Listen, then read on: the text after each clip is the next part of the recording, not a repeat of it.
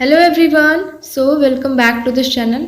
और आज हम करने वाले हैं ट्रिपैटिएट स्ट्रगल। ठीक है, ये स्ट्रगल तीन डायनेस्टीज़ के बीच में होता है, इसलिए इसको कहा जाता है ट्रिपैटिएट स्ट्रगल। और इस स्ट्रगल को कन्नौज ट्रायंगल भी बोला जाता है। क्यों? क्योंकि ये स्ट्रगल हो ही रहा है कन्नौज के लिए। ठीक है, तीन डायनेस्टी होती है, तीनों मिलके चाहती है कि हम कन्नौज पे रूल करें। जब हम हर्षवर्धन पढ़ रहे थे तो वहाँ पे हमने क्या करा था, क्या देखा था कि हर्षवर्धन की जो बहन थी राजश्री, उनकी शादी होती है ग्रीवर्मन से, जो कि कहाँ का रूलर होता है, कन्नौज का। फिर वो सब स्टोरी याद होगा कि ग्रीवर्मन को फिर मालवास मार देते हैं, फिर शशांका ऐसा, फिर हर्षवर्धन जाके हराते हैं सबको, फिर अपनी बहन को बचाते हैं। और उसके बाद जब उनकी बहन की डेथ हो जाती है तो फिर कन्नौज पे उनका रूल हो जाता है हर्षवर्धन का। ठीक है, उस वक्त हमने ये चीज़ मेंशन किया था कि कन्नौज एक बहुत इम्पॉर्टेंट जगह है जिसपे मतलब मैक्सिमम हर रूलर चाहता था कि हम कन्नौज पे रूल करें। क्यों? क्योंकि एक तो ये ट्रेड के लिए सबसे बेस्ट ये रीज़न है। ट्रेडिंग, हर चीज़ जो भी ट्रेड होती थी इसके थ्रू बेस्ट था। और उस टाइम पे कन्नौज एक मोस्ट ऑफ द पावरफुल देखा जाता था, पावरफुल एक देखा जाता था। और इसीलिए ट्रिपैटिएट स्ट्रगल भी इसी वजह से हुआ कन्नौज को जीतने के लिए। क्यों? क्योंकि हर्षवर्धन ने उनको जीता था।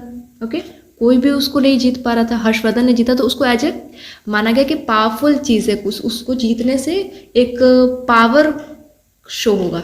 ठीक है, कि इसने कन्नौज को जीता है, ऐसा वाला। ठीक है, तो शो करने के लिए पावर, तो ये रीज़न थे, ट्रेड, ये सब रीज़न था। ओके, इसलिए इसको कन्नौज ट्रायंगल बोलते हैं।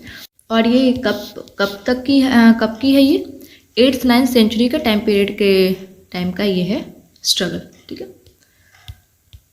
तो देखो ये है, तीन डायनेस्टीज इसमें आएंगी। एक जो थोड़ा सा इससे पहले एक चीज़ याद करो, कल हमने चालुक्यस एंड पल्लवास किया था, है ना। चालुक्यस और पल्लवास किया था ना। चालुक्यस में हमने, याद करो, कृतिवर्मन टू की जो हमने बताया था, कृतिवर्मन टू, उनको कौन हराता है, दंती दुर्ग, जो कि राष्ट्रकूटा डायनेस्टी का रूलर है, मतलब फाउंडर ही है। राष्ट्रकूटा डायनेस्टी का फाउंडर ही दंती दुर्ग है। ये कृतिवर्मन टू को हटा के, चालुक्यस को हटा के, वहाँ पे दूसरा डायनेस्टी की स्थापना करता है, राष्ट्रकूटा डायनेस्टी।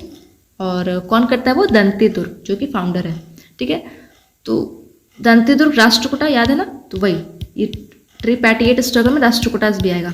तो ये रहा, ये राष्ट्रकूटास कर्नाटका वाला, ये वाला एरिया हो गया राष्ट्रकूटा का। ये पालास हो गया, और ये गुजरा प्रतिहारस। ठीक है, गुजरा प्रतिहारस, ये तीन डायनेस्टीज हैं जिनके बीच में ये स्ट्रगल हो रहा है। किसके लिए? ये कन्नौज के लिए। ये है कन्नौज, और तीनों मिलके मतलब थोड़ा टाइम के लिए ये भी कन्नौज को जीतता है, थोड़ा टाइम के लिए ये भी कन्नौज को जीतता है। ये नहीं कि तीनों के बीच में स्ट्रगल हो रहा है तो कोई एक जीत जाएगा।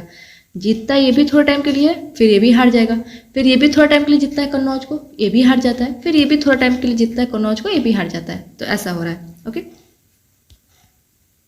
ये कन्नौज दिख गया मैप में। ये गुजरा प्रतिहारस, ये गुजरात से है।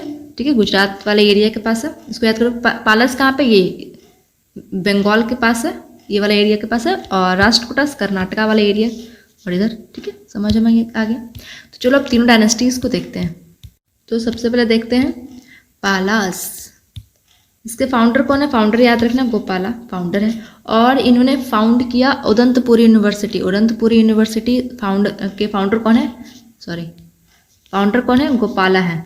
उदंतपुरी यूनिवर्सिटी किधर है? बिहार में है। ठीक है, याद रखना, दोनों याद रखना। फाउंडर पाला डायनेस्टी कौन है? फाउंडर गोपाला। और उदंतपुरी यूनिवर्सिटी के फाउंडर कौन है? गोपाला। कैसे याद करोगे? गो अ ओ। ठीक है, एक और यूनिवर्सिटी आ रही है, इसलिए ये है उदंतपुरी यूनिवर्सिटी, जो कि बिहार में है। ठीक है, चलो उसके बाद आते हैं धर्मपाल। गोपाल के बाद धर्मपाल आते हैं। धर्मपाल इन्होंने फाउंड किया विक्रमशिला यूनिवर्सिटी, जो कि भागलपुर, बिहार, भागलपुर में है। विक्रमशिला यूनिवर्सिटी इन्होंने फाउंड किया, तो ये भी इंपॉर्टेंट है। और ये देखो, ये है विक्रमशिला यूनिवर्सिटी, कितना सुंदर है। चलो ये भी बिहार में भागलपुर में है। तो इसको कैसे याद कर सकते हो कि विक्रम का धर्म था कि ये यूनिवर्सिटी की ऐसा फाउंड करे यूनिवर्सिटी को बनाए, ठीक है। विक्रम का धर्म था, ऐसे कुछ कर लेना। और गो को ओ से तो कर दिया रिलेट। एक चीज़ और याद रखना कि इन्होंने टेम्पररी ऑक्युपाइड किया था कन्नौज को, किसको हराकर, डिफीटिंग इंद्रयुद्ध को हराकर। इस बस इतना याद रखो कि इन्होंने टेम्पररी बेसिस पे कन्नौज को ऑक्युपाई किया था। देखो अभी हमने ऊपर में बताया कि तीनों में से किस, ऐसा नहीं था कि तीनों में से किसी यहाँ लड़ रहे थे और कोई एक कन्नौज को जीत लिया, ऐसा नहीं था।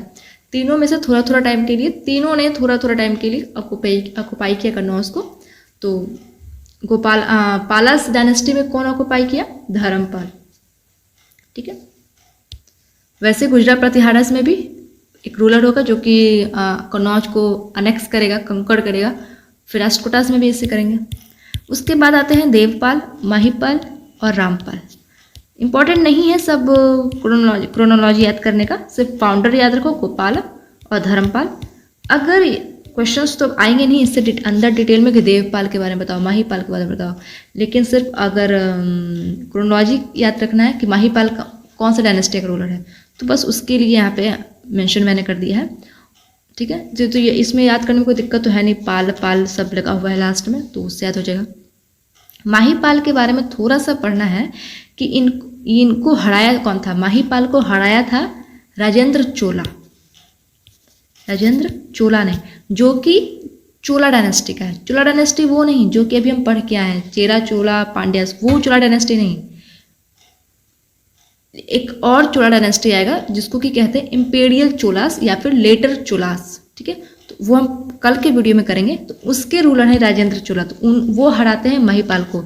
और यहाँ पे हम उसको डिटेल में नहीं देखेंगे क्योंकि जब हम चोलास करेंगे तो वहाँ पे राजेंद्र चोलास के बारे में हम पढ़ेंगे, तो वहाँ पे हम सब कुछ डिटेल में बता देंगे कि राजेंद्र चोला हराए महिपाल को। तो फिर उनका अलग अलग नाम है, अलग अलग उनको हराने पे अलग अलग टाइटल्स उनको मिलते हैं, तो वो सब हम उस वीडियो में देखेंगे, ठीक है। बस ये ध्यान रखना कि महिपाल कौन सा डायनेस्टिक रूलर है, तो पालास डायनेस्टिक रूलर है। अब आते हैं गुर्जरा या फिर प्रतिहारस, दोनों सेम ही नाम है, गुर्जरा प्रतिहारस। इनका कैपिटल कहाँ है, कन्नौज और भीनमल, ठीक है। कुछ टाइम के लिए कन्नौज भी रहता है, जैसे कि अभी बोले ना कुछ टाइम के लिए सब जीतते हैं, थोड़ा थोड़ा सब जीतते हैं, तो कुछ टाइम के लिए कन्नौज रहता है, फिर हट जाता है इनका, फिर ये खो देते हैं कन्नौज को, फिर मैक्सिमम टाइम के लिए भीनमल इनका कैपिटल है, ठीक है। इसके फाउंडर कौन है, नागभट्ट वन फाउंडर है गुर्जरा प्रतिहारस के। इसको कैसे याद कर सकते हो, नागभट्ट वन गुर्जरा प्रतिहारस के फाउंडर है। और नागभट्ट जो है वो गुर्जरा प्रतिहारस के रूलर हैं। तो गुजरात से हो गया, ठीक है। तो गुजरात वैसे कर लो, गुजरात ऐसे ये नाग की तरह, कुछ नाग का शेप है, कुछ नाग का आकार है, कुछ स्नेक ऐसे कुछ कर लो, ठीक है। तो इतना रिलेट कर लो, आई होप समझ में आ गया होगा क्या रिलेट करने कह रहे हैं। चलो नागभट्ट वन बस इतना ही कि फाउंडर है। नागभट्ट टू इम्पॉर्टेंट नहीं है नागभट्ट टू, लेकिन बस इतना करने के लिए, बताने के लिए कि गुर्जरा प्रतिहारस में किसने कन्नौज को कंकड़ किया था, वो था नागभट्ट टू, ठीक है। इंपॉर्टेंट होता नहीं है।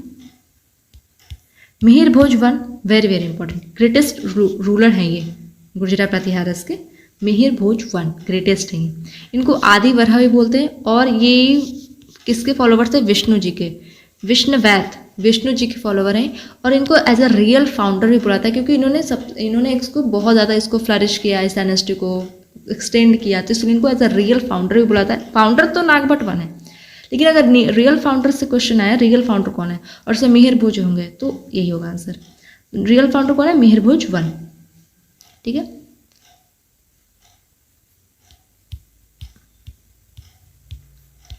और इनके टाइम पे एक अरब से एक स्कॉलर आया था जिसका नाम था सुलेमान स्कॉलर था एक, जो कि अरब से आया था। वो यहाँ के एडमिनिस्ट्रेशन के बारे में, यहाँ कल्चर के बारे में, यहाँ के बारे में बताया था, ठीक है। मिहिर भोज के एडमिनिस्ट्रेशन, इनका कल्चर कैसा है, इनका किंगडम कैसा है, हर चीज़ उसने बताया है अपने लिटरेचर्स में, अपने बुक्स में उसने लिखा है, ठीक है।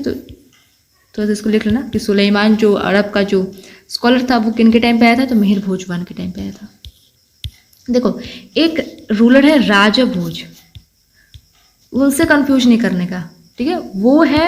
वो रूलर है परमार डायनेस्टी का आएगा, उसके रूलर है, उसके भी ग्रेटेस्ट रूलर है, ये भी गुजरात प्रतिहारस के ग्रेटेस्ट रूलर है, और परमार डायनेस्टी के भी जो राजा भोज हैं वो भी ग्रेटेस्ट रूलर हैं। तो दोनों कंफ्यूज नहीं करना, ये अलग डायनेस्टी है, अलग डायनेस्टी है, ठीक है।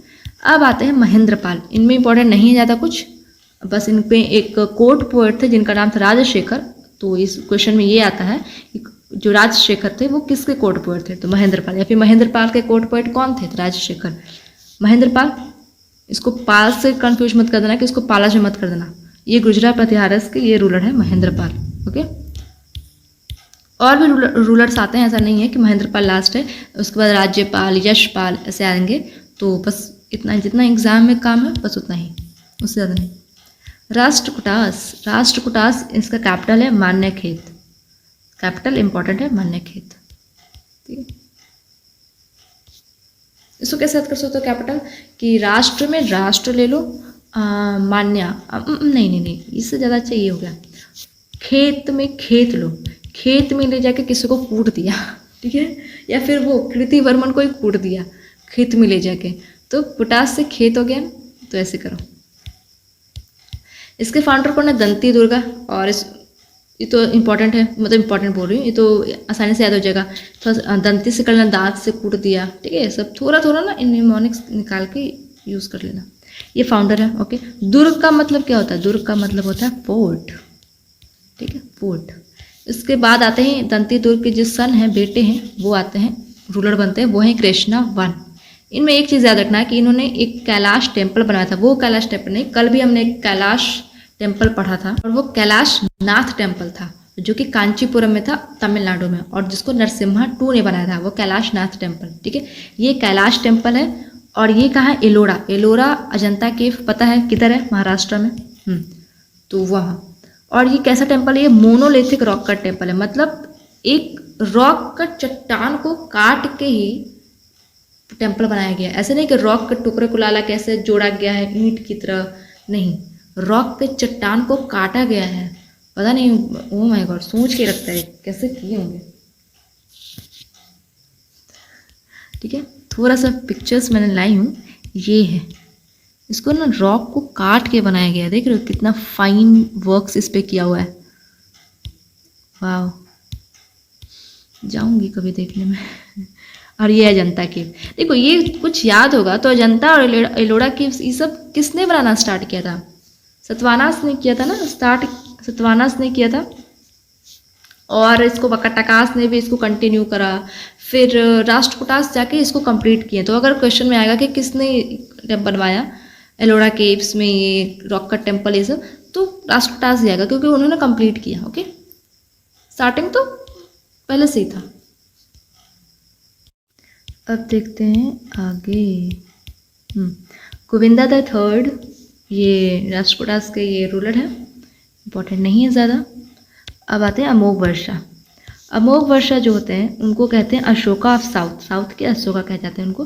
राष्ट्रकूटास कहाँ पे है, कर्नाटका वाले, गुलबर्ग कर्नाटका है ना, तो इनको साउथ अशोका ऑफ साउथ कहा जाता है। इन्होंने बुक्स लिखा है तो इम्पॉर्टेंट हो जाता है ये बुक। कविराज मार्ग उनका बुक है, इम्पॉर्टेंट है, ठीक है। रत्ना मलिक और प्रश्नोत्तर मलिक, ठीक है। इसको कैसे याद कर सकते हो, अमोघ वर्षा, वर्षा से कुछ निकाल सकते हो, वर्षा किसी का नाम है, या फिर बारिश से। कविराज मार्ग, रत्ना मलिका, मलिका मलिका,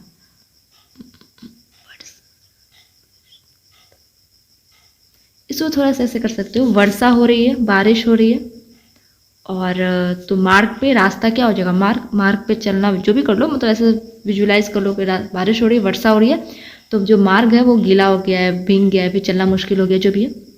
और रात का समय है, रत्ना सब पूछ रहा है, रात का समय है, ठीक है। प्रश्नोत्तर मल्लिका, नहीं या फिर मल्लिका से सिर्फ करो, ठीक है, और उस पर कोई मल्लिका जा रही है, ठीक है, या फिर वर्षा कोई मल्लिका कर लेना, जो कि मार्ग पे जा रही है। देखो इतना मैंने 3-4 को घुमा फिरा कर दिया, कोई भी एक ले लेना, ठीक है। इनके कोर्ट में ना तीन कन्नड़ लिटरेचर ज्ञाता थे, स्कॉलर थे इनके कोर्ट में। तीनों का नाम है पंपा पोना राणा, बड़ा आसान लगता है बोलने में, पंपा पोना राना, पंपा पोना राना, पंपा पोना राना। ठीक है, किन के कोर्ट में थे? अमोघ वर्षा के कोर्ट में, वर्षा के कोर्ट में थे ये। ठीक है, उसके बाद आते हैं इंद्र थर्ड जो कि डिफीट करते हैं प्रतिहारास को। उसके बाद आते हैं कृष्णा द थर्ड जो कि डिफीटेड करते हैं चोलास को। ठीक है, ये किसको डिफीट करते हैं? चोलास को डिफीट करते हैं। चोलास कौन? वही इंपीरियल चोलास। ओके, तो वो वाला हम कल देखेंगे।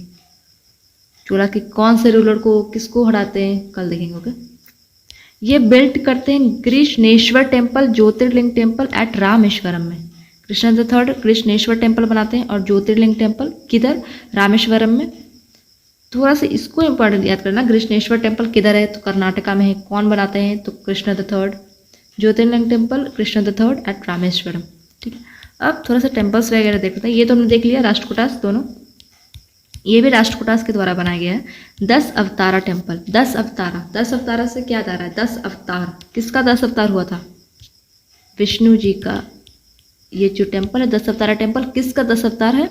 विष्णु जी का। यहाँ पे 10 अवतार बना हुआ है इनका। और जो 10वां अवतार है उनका कल्कि, क्या है? कल्कि, जो कि अभी तक नहीं आया है, आएगा।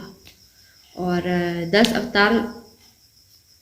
10 अवतारों का नाम हम स्टैटिक जीके में करेंगे। ओके, क्योंकि उससे कभी कभी क्वेश्चंस आ जाते हैं। एक दो देखा था कि बोर जो अवतार है उनका, जो सुअर वाला है ग्रेट बोर, वो कौन से अवतार है। तो ठीक है, वो हम कर लेंगे स्टैटिक जीके में। ये होयसालेश्वर टेम्पल है। इससे पहले थोड़ा सा होयसालेश्वर टेम्पल करने से पहले होयसालेश्वर डायनेस्टी थोड़ा देख लेते हैं।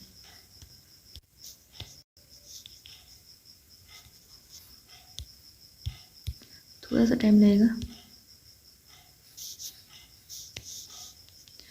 होयसाल, ठीक है। होयसाल जो थे वो कौन है? फ्यूडेटरी हैं। किसके हैं? Feudatory of Chalukyas of Kalyani. Chalukyas of Kalyani के फ्यूडेटरीज हैं। ठीक है, इनका होयसाल का कैपिटल कहाँ है? कैपिटल इसको इरेज करते हैं। ठीक है, क्योंकि इनका कैपिटल कहाँ है होयसाल का? द्वार समुद्रम, जिसको कि बोलते हैं हालेबीडु ही बोलते हैं। ठीक है, और वैसे इंपॉर्टेंट है नहीं फाउंडर, लेकिन फिर भी अगर लिखना तो लिख लो। फाउंडर कौन है होयसाल के? नरीपा कामा सेकंड। ठीक है, और होयसाल जाने किस लिए जाते हैं? नोन फॉर टेम्पल्स के लिए जाने जाते हैं, क्योंकि इन्होंने बहुत सारे टेम्पल्स बनाए हैं। इस डायनेस्टी के टाइम में बहुत सारे टेम्पल्स बने थे। तो 2 टेम्पल हम देखने वाले हैं अभी, एक ये होयसालेश्वर टेम्पल और एक ये चिन्नाकेश्वर टेम्पल। होयसालेश्वर टेम्पल ये है। ठीक है, इसको यूनेस्को वर्ल्ड हेरिटेज साइट में इसको इंक्लूड किया गया है। ये बात हो गई। और ये किस भगवान के लिए डेडिकेटेड है? शिव भगवान के लिए डेडिकेटेड है। ठीक है, एक है चिन्नाकेश्वर टेम्पल जो कि बनवाया गया है होयसाल डायनेस्टी के द्वारा। और ये एक स्टार शेप्ड टेम्पल है। देखो स्टार शेप का है ना, ये जैसे स्टार, ये एक स्टार शेप्ड टेम्पल है। ठीक है, इसको बनाया गया है किसके द्वारा? होयसाल डायनेस्टी के द्वारा। होयसाल डायनेस्टी के रूलर कौन थे? वो विष्णुवर्धन।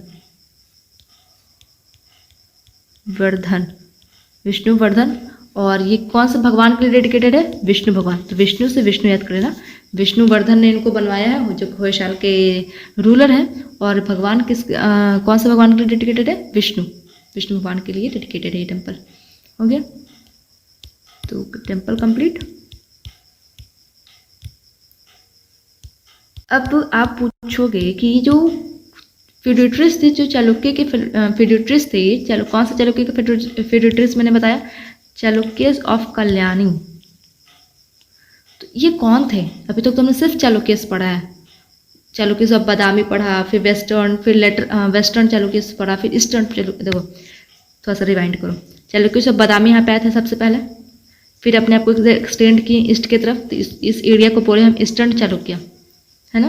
फिर ये जब ईस्टर्न चालुक्य जब एक्सटेंड ऐसे नहीं किए थे, मतलब एक्सटेंड किए थे, तो फिर ये जो चालुक्य के जो रूलर थे उन्होंने अपने भाई को ही दे दिया था ये वाला पार्ट कि तुम रूल करो, इसलिए फिर इसका अलग डायनेस्टी का नाम पड़ गया और जिसको कहा गया ईस्टर्न चालुक्य, ठीक है। और ईस्टर्न चालुक्य का जो कैपिटल था वो था वेंगी, ठीक है। फिर धीरे धीरे क्या हुआ कि ये वाला जो बादामी वाला जो चालुक्य था, चालुक्य जो बादामी, धीरे धीरे क्या होने लगता है, धीरे धीरे वीक होने लगता है। और उसके बाद कौन सा चालुक्य यहाँ पे बनता है, वेस्टर्न चालुक्य, वेस्टर्न चालुक्य, यही था ना कल। तो ये फिर चालुक्य ऑफ कल्याणी कहाँ से आ गया भाई, तो ये इसी को कहा जाता है चालुक्य ऑफ कल्याणी, ईस्टर्न चालुक्य को ही। और ईस्टर्न चालुक्य को ही लेटर चालुक्य भी कहा जाता है, लेटर चालुक्यास। तो ये भी कह सकते हैं कि जो होयसाल हैं वो फ्यूडिटरीज हैं लेटर चालुक्यस के, लेटर चालुक्यस मतलब चालुक्यस ऑफ कल्याणी, ठीक है, ओके। एक चीज़ और, एक क्वेश्चन में ये भी आता है कि जो लेटर चालुक्यस हैं, लेटर चालुक्यस वही ईस्टर्न चालुक्यस, उन्हीं को कह रहा है ना लेटर चालुक्यस। तो जो लेटर चालुक्यस हैं वो किसके फ्यूडिटरीज हैं, तो याद करो कि जब चालुक्यस हमने पढ़ाया था उसमें क्या कहा था कि वो किसके फ्यूडिटरीज है, वो वक्काटकास के हैं, है ना। तो देखो वैसे तो वक्काटकास के फ्यूडिटरीज हैं ये चालुक्यस, सारे चालुक्यस, ईस्टर्न वेस्टर्न जो भी ले लो। लेकिन एसएससी के एग्जाम में क्वेश्चन आया था कि फ्यूडिटरीज ऑफ चालुक्य किसके फ्यूडिटरीज हैं, उसमें क्या आंसर था कि कदम ऑफ, थोड़ा साफ लिखती हूँ मैं, कदम ऑफ बनवासी, बनवासी के ये क्या है फ्यूडिटरीज हैं, चालुक्य जो है वो क्या है, कदम ऑफ बनवासी, कदम ऑफ बनवासी के फ्यूडिटरीज हैं, ठीक है। तो ये भी आंसर सही है, कदम ऑफ बनवासी के फ्यूडिटरीज है। और वक्काटकास अगर आएगा ऑप्शन में तो वक्काटकास भी सही है, ठीक है। वक्काटकास के भी चालुक्य फ्यूडिटरीज है, फ्यूडिटरीज वक्काटकास के बाद चालुक्य आए हैं, या फिर कदम ऑफ बनवासी के बाद भी चालुक्य आए हैं, ठीक है, सेम ही है।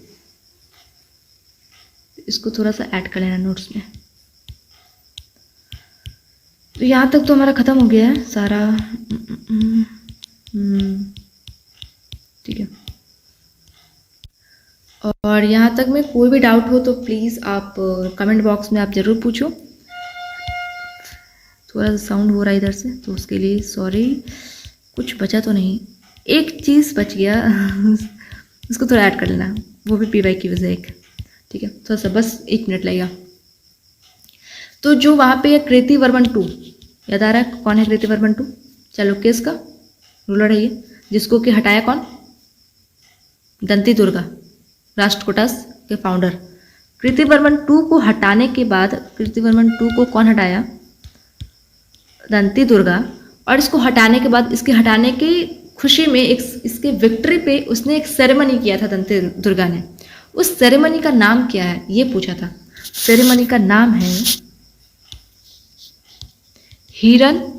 हिरण्यगर्भ, हिरण्यगर्भ या फिर गोल्डन वॉम्ब, गोल्डन वॉम्ब, हिरण्यगर्भ या फिर गोल्डन वॉम्ब, ठीक है। और ये क्या है, ये सेरेमनी इसमें होता क्या है, तो इसमें क्या होता है कि इसमें पॉट ऑफ गोल्ड दिया जाता है, किसको, ब्राह्मण्स को दिया जाता है, ब्राह्मण्स को दिया जाता है, किसके द्वारा, जो कि ये सेरेमनी करवाता है उसके द्वारा, ठीक है।